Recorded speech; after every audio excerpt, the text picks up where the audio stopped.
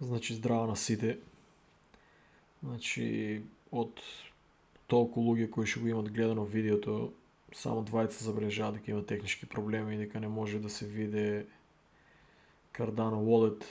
По втор пат не можам да успеам да го прикажам. Иако доста истражував, ствари кога ти нудат програма без пари и е комплетна, да не речем глупост, ама дефинитивно треба да земам да разгледам нова програма која што е подобро да си ја плаќам на месец, отколку да изгубам 1 сат или 30 минути од мојот живот да пробам да прикажам нешто кое што го дава дека е прикажано, а уствари не се прикажува. Луѓето ќе просто ни не веруват, нели, кога испомнеш која количина на којни ги имам складирано. Значи, осветлувањето пристигна, али не е и добро е, али не е баш тоа кој што го рекламират како и секоја, нели, реклама. Али понатаму може да набавам некоја подобра опрема. Сега најбитно е што сме на почетокот на месецот, дека е многу добро да се складира Cardano, заради тоа што више има стигнато до 90% за сите нови блокови кои што се произведени од стейк пул операторите, што значи останаат само ше 10%, 10% од блоковите кои се уште се нели централизирани, federated. Значи кога ќе достигне до 0, тоест 100% децентрализирани, замислете си, тоа ќе биде коин кој што е 100% у собственост на народот. Значи вие ќе имате нешто толку мокно у посет, кој што плюс копа од 5 до 8%, зависи на кој пул сте. Значи цената се уште му е 1 долар и 12 центи за толкав коин кој што може да постигне, нели, сега многу луѓе ме прашуваат и само ги интересира колку пари ќе биде за брза печалба. Cardano не е за брза печалба, ќе оде бавно, ќе се качува, али сигурно. Не е како другите коини дека ќе уложите и можете да направите брзи пари, ама можете да ги изгубите сите пари. Нели, за вас тоа е игра. За мене Cardano не е игра и е технологија. Сигурно не сум се мачил у Америка по 12 или 15 сати да работам за да си ги уложам парите у Dogecoin или у Ripple. Никогаш и да ми ги дадат без пари нема да ги држам. Тоа се shitcoins и shitcoins станат. Значи Cardano, доколку го отворе, да, има, замислете си, коин кој што го има на некаде повеќе од 100 различни крипто exchanges низ свето. Значи 100, како што може да видите, од кои на најаките го има, значи како што се Binance, Kraken и KuCoin. Тие се трите кои што, нели, се најмокни. Има го и на cex.io, значи за Македонија, што е добро. Али овие три што го продават е доста позитивна информација дека такви, нели, криптоберзи го држат Cardano. Значи, што значи дека кога ќе Cardano постигне 100% децентрализиран и ќе биде за народот, тога и збореме за уште двете најголеми кои што е Gemini и Coinbase. Значи тие две крипто exchange дека имат толку многу customers, најбогатите луѓе се таму. Значи кога ќе се дочека до 100% децентрализиран, кој што треба да го постигне на 31 март. Замислете си, збореме за Cardano кој што може да ќе биде 3 или 5 долари минимум, а може ќе достигне само 2 долари за да го играат, нели, за луѓето да се разочарат и да го продаат тие што го имат купено например на долар, и ако отиде лажно на 2 долари, демек ќе почне да се руши на долари 50. Таа игра играат доста време со многу коини проекти кои што за нив например тоа не се проекти, тоа се китови милиардери и мултимилионери кои што ги интересира, нели, профит и знаат дека луѓето на психичка база не се стрпливи да почекат за некоја технологија и лесно им ги зимат парите и коините. Пошто луѓето не разбира технологијата, значи паметен инвеститор Значи никогаш няма да вземе да го играе и Кардано, замисли си нещо, що е на цена от $1 и 13 центи, а е можно за 5 години да стигне и $25 и 30, а може и за много по-рано. Сега неким нели да ги лажам луѓето дека тоа утре ќе стигне такава цена, али замислете се вие да можете да купите нещо кое што сега е долар, а беше 3 центи, кога ве молев да го купите. Замислете си, дори и сега да се инвестира у него, кога ќе стигне $5, еве да речеме $3 да стигне, замислете си, нели, кој профит може да го направите, зависно од која сума сте го унесели и плюс тоа чудо да ви копа. Плюс, значи, кога е да отворите и да напишете на Google, сите зборат за Cardano. Значи, от Дубай, значи United Arab Emirates, замислете си, некој бизнесмен има купено за $1 билион, има купено Cardano за фактички $1 билион криптокуренси инвестмент фонд е тоа, на оствари има купено за 380 милиони Cardano, замислете си, не знам точно на која цена ги има купено, но замислете си за колко коини збореме. Значи ако некој си шейк од Дубај, кој што компанијата му е $1 билион, решил да продаде дел од биткоин и од Ethereum, кои што исто се огромни проекти, да инвестира $380 милиони у Cardano, замислете си он кои информации ги има. И, например, и оди у јавност да ги изнесе тие информации, значи е 100% сигурен. Не може било кој, нели, милиардер или милионер да излезе у јавност доколку нема 100% информации. Тоа е барем просто едноставно да го разберете. Друго, значи, представете си една Швейцарија, дека се сите приватни банки у свето и дека најголемите милиардери и билионери, па дури мафијаши ги чуват своите пари. Замислете си, отварате вести и гледате, например, Швейцарија е позната, многу луѓе не знаат. Нели у Македонија се уште лажат дека биткоин и Ethereum е пирамидална шема, дека е понзи шема. Да, тоа е, ако купувате од такви апликации, да не именувам, нели немам докази како луѓе и жени таму некои си у Скопје, у Македонија што продават, нели, коини на непостоечки цени за Ethereum или за биткоин. На кој начин уште го, нели, немам детална информација, еден ден може ќе направам видео на кој начин е успяла да прелаже токав број на македонци, од кочне ги имат доста. Како што разбрав дека су насале у таа пирамидална шема, замислете си, повеќето тие ми се пријатели на Facebook. Гледат дека минимум 4-5 години објавувам за крипто и никој ми нема напишено да рече Гуги како да купиме, како да инвестираме, али нели секој што е дојдел до компјутер, одма автоматски е експерт и одма знае он како да инвестира, знае дека инвестира, значи има луѓе кои што изгубили $1000, $2000, $5000, $10,000, тоа е страшна сума на пари. Замисли си, дел се од кочени, имат изгубено многу, со среќа некој, секој школа се плаќа, уствари не се ништо изгубили, ако сега нели истражат што уствари е биткоин и Ethereum од дека се купува и Cardano, значи можат и е последна шанса овие месеци да си ги врнат тие пари што си ги изгубили, дори да ги направат тројно. Не е проблем, може да ми пишат, секој што е пишал сум му врнал кога видам.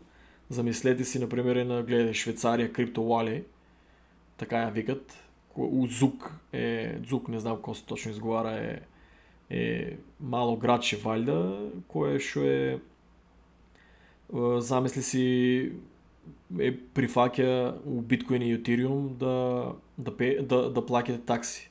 Замислете си, Швейцарија прифаќа да плаќате биткоин и Ethereum у такси. Исто ќе објавам, друга информација има. Замислете си дека градоначалникот на Зук, ако отидете сега со, да речеме, нели имате биткоин и Ethereum, може да без да платите данок да инвестирате и да отворите фирма. Криптофирма или било каква фирма која што ќе финансирате со биткоин и со Ethereum.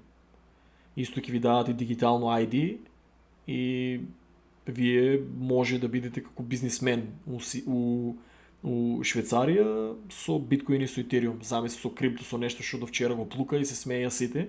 Една Швейцарија, замисли си, какви информации знае, додека у Македонија експертите се уште тоа го гледат како пирамидална шема И, например, много луѓе нели ми кажа да ми ја пратија емисијата на Јанко и го плукат. Јанко не е крив, човеко, мислам како не знам дали новинар, мислам дека е само водител.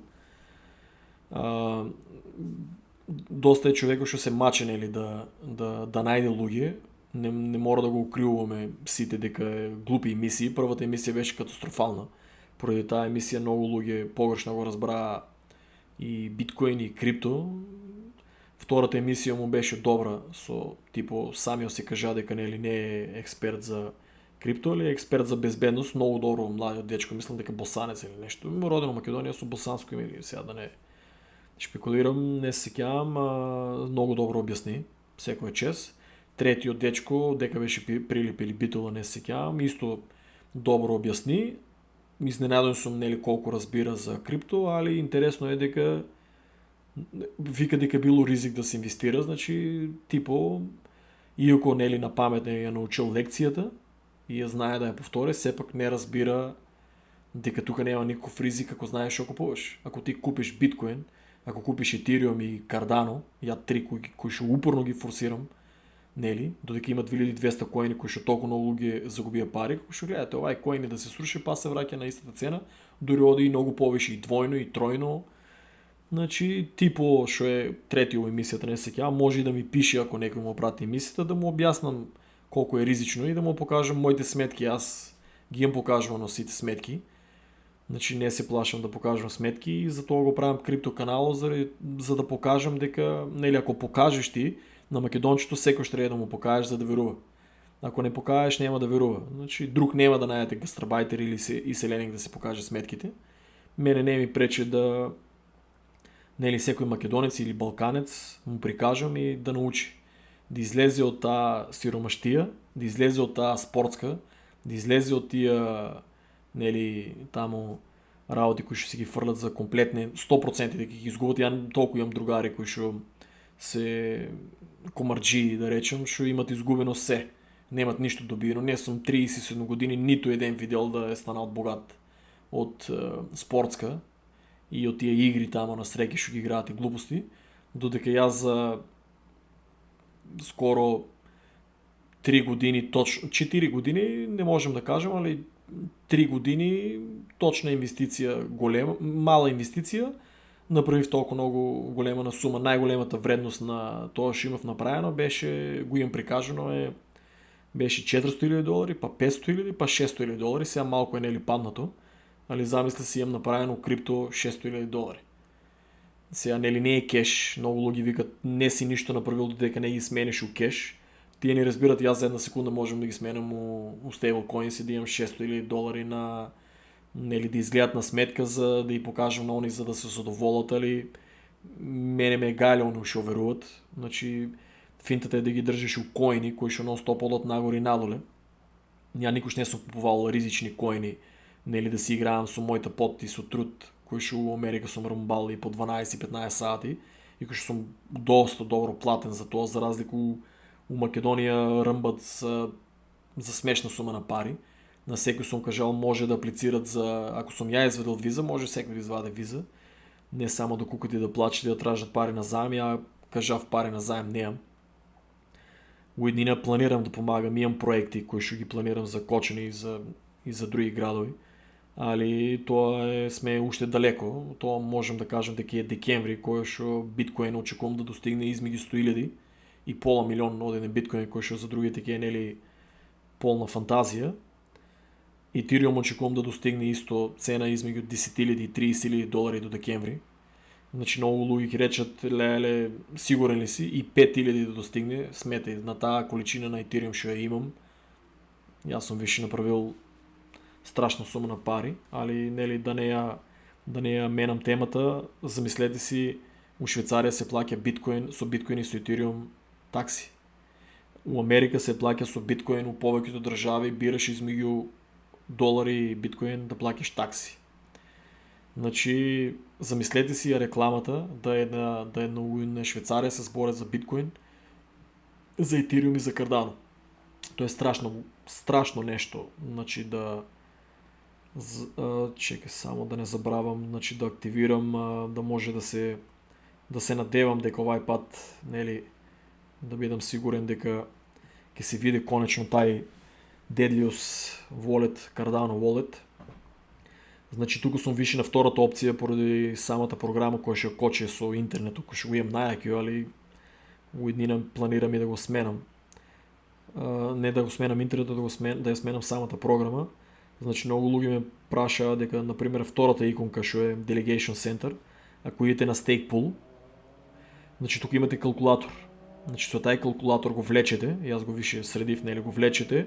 Например, јас имам 171.000 у првиот волет. Значи на 171.000 он автоматски ви дава, гледате кој Stake Pool се најдобри. Кажав ви дека не е уште, нели, комплетно среден со информации, со saturation. Дури мене на почетокот ме збркуваше, мислев дека треба да изберам пул кој што е на под, например, 10% и 20%, мислев дека ќе ми даде награда многу поголема, значи тоа е се уште saturation, не работи на тај начин, тешко е да се објасне. Ќе треба посебно видео само за тоа. Значи финтата е најлесно, нели, за почетниците треба да биде испод 100% и да е зелено. Значи не смее да биде црвено или портокалова боја, автоматски ви паѓа. Значи како што гледате potential reward, тука ми дава, например, на секои 5 дена на тој wallet ми дава 118 коини. Значи ја на секои 5 дена добивам $118 и повеќе од $118 на секои 5 дена. Значи друго имате pool margin, значи ово е самиот Cardano pool го имам изберено, ова е тест pool, ќе трае до март 20 до март ќе трае. Значи ово е последен месец, после ќе треба да го сменам, али тестират го за pool margin 0, значи ми дава најдобро. Значи тука може да видите друго. Значи да се надевам дека нема да заглаве многу.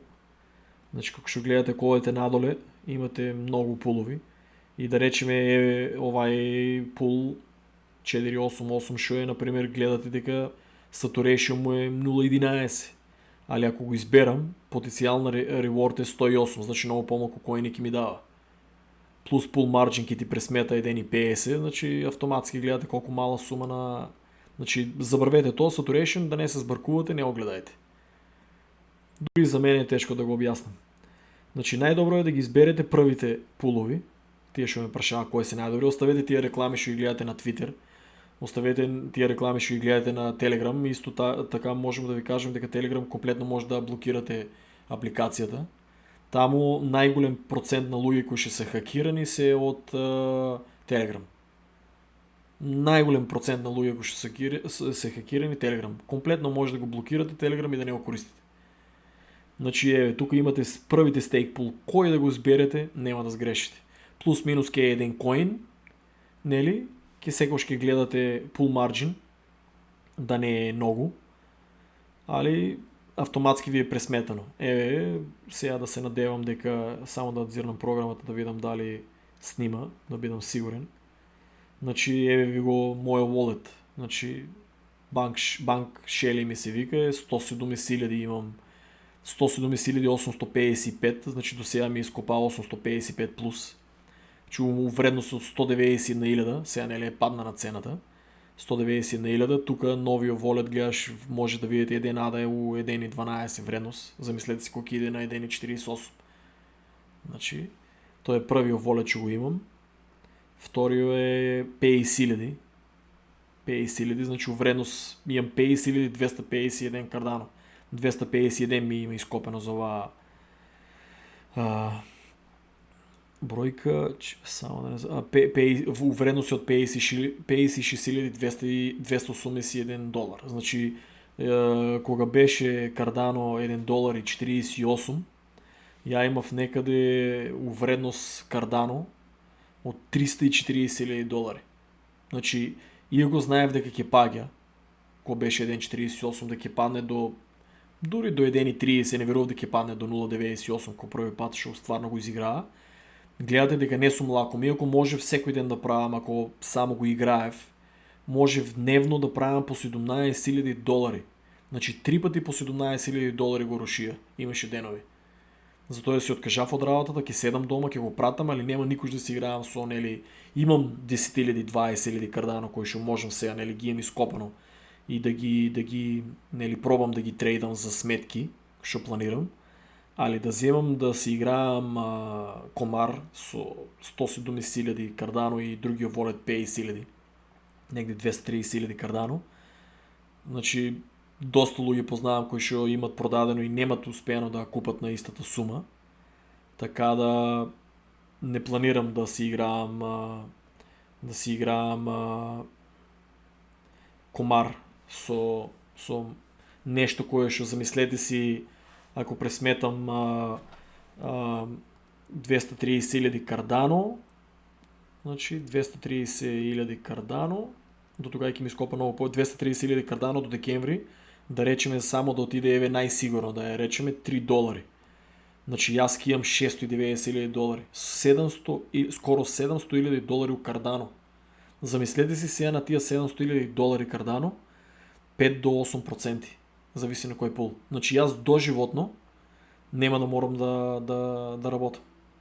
Значи јас само можам да живеам автоматски од приходите кои што ќе ми ги дава самиот кардано. А замислете си, имам Ethereum и имам биткоин. Значи никош нема да играам, нели, со мојот wallet нема да си играам комар.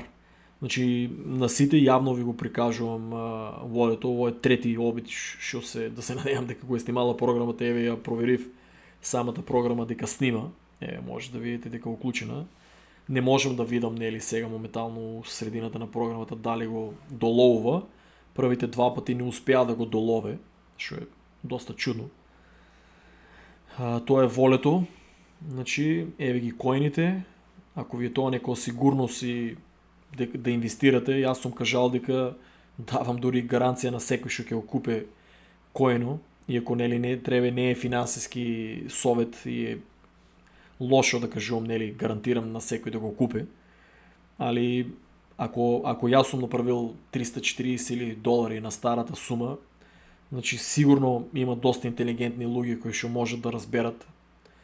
А исто да го познавам и Петар, кој што, нели, ми даде најдобра аналитика и ми објасни за програмата дека сум имал проблем, технички проблем. Фала на Петар, чисто да го поздравам. Доста паметен момък и да не филозофирам повеќе, аз сега само ќе пробам за кратко да видам да можам да го доловам за трети пат. Ако можам да го доловам самиот wallet на многу луѓе се заинтересирани за Basic Attention Token, значи за Brave. Многу луѓе ми беа кажале дека не се заинтересирани да правам видео за броусера. Јас очигледно не се разбравме дека Brave не само што е броусер, кажав ви дека тоа чудо копа. Колку повише реклами гледајте на мене за година и пол, ми има дадено 568 коини. Замислете си, вие седете на Mozilla и на Google, гледате реклами, никој ништо ви нема дадено, тие реклами ви иритират, додека јас 5 сата имам заштедено од мојот живот и немам, значи тие реклами од 12 секунди од 6 ги има блокирано самата програма. Значи како што гледате може директно да пуштам видео и да нема, нели, реклама. Сега малку интернетот коче, нема никакви реклами на самото видео. Сега малку може да не требаше да го пуштам у некоја наредна прилика, али значи ми има дадено 568 коини кои што сега нападна на цена на Basic Attention Token е $379. Многу луѓе ме прашуваат дали да се инвестира у Basic Attention Token. Може да си купи за некоја ситна сума. Ќе оде напред, има и днина, али многу ви е подобро вие да го инсталирате Brave и да само од реклами да ви дава, нели, коини, кои што не мора ни да ги купувате. Значи тоа е се за оваа емисија, ќе гледам да држам на шо пократко. Значи без разлика на технички проблеми што се гледа програмата у позадина. Значи фала на сите што за позитивните пораки и за тоа што го гледате мојот канал. Ако го препорачате на некој друг да го гледа, ќе бидам уште позадоволен и тоа е. Чао.